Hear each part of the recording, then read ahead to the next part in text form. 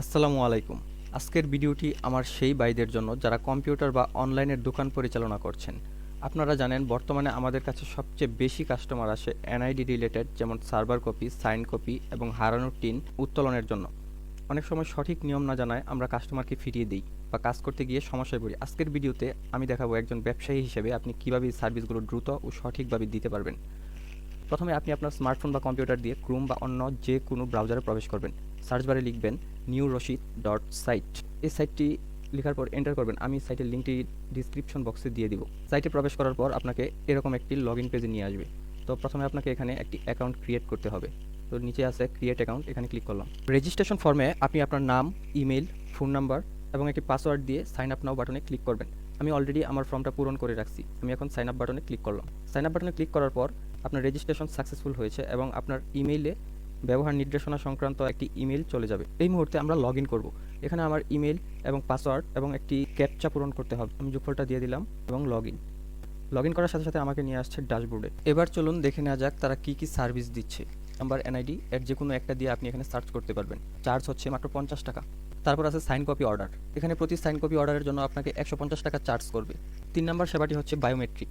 Biometric হচ্ছে মূলত সিমের মালিকানা বা মালিকের এনআইডি বের করা। এখানে তারা ভিন্ন ভিন্ন অপারেটরের জন্য ভিন্ন ভিন্ন চার্জ করে থাকে। তো আমরা একটি অপারেটর যদি সিলেক্ট করি, দেখাচ্ছে 100 টাকা সার্ভিস চার্জ। এখানে কাজ করতে হলে প্রথমে আপনাকে রিচার্জ করে নিতে হবে। নিচের দিকে দেখুন রিচার্জ অপশন আছে, আমরা এটিতে ক্লিক করলাম। এবার আপনাকে তাদের দেয়া বিকাশ বা নগদ নাম্বারটি কপি করে তাতে আপনার প্রয়োজন অনুযায়ী টাকা পাঠিয়ে ট্রানজ্যাকশন আইডিটি কপি করে এখানে পেস্ট করতে হবে। এই টাকাটি অলরেডি পাঠিয়ে দিয়েছি, তাই এখানে ট্রানজ্যাকশন আইডি পেস্ট করলাম। মেথড দিলাম বিকাশ, দিলাম, দিয়ে সাবমিট রিকোয়েস্ট।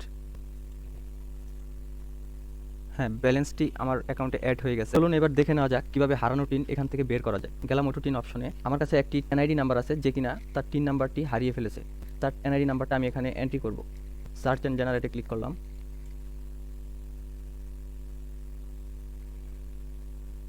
টিনটি এই মুহূর্তে চলে আসছে। তো এটা এখান থেকে আপনি প্রিন্ট করতে চাইলে পিডিএফ করে ডাউনলোড করে নিতে পারবেন। এই পর্যায়ে আমরা দেখব কিভাবে সাইন কপি উত্তোলন করতে হয়। এখানে আপনি ফর্ম নাম্বার, ভোটার নাম্বার এবং এনআইডি নাম্বার দিয়ে সাইন ডাউনলোড করতে পারবেন।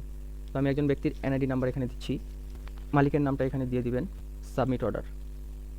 এখানে আপনি 1 থেকে 2 মিনিট অপেক্ষা করবেন। আমি একটু রিফ্রেশ করে দেখব। হ্যাঁ, এটা চলে আসছে।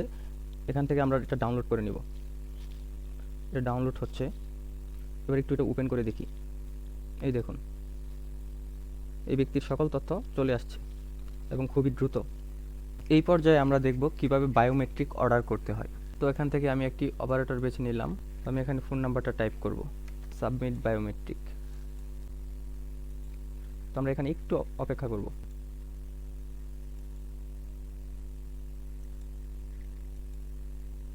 হ্যাঁ, এটা চলে আসছে। তো এখান থেকে আমরা এটা ডাউনলোড করে নিব এবং আমরা দেখতে পাচ্ছি যে উক্ত তথ্যটি এখানে চলে আসছে। এভাবে খুব দ্রুত আপনারা এখান থেকে কাজগুলো করে নিতে পারবেন।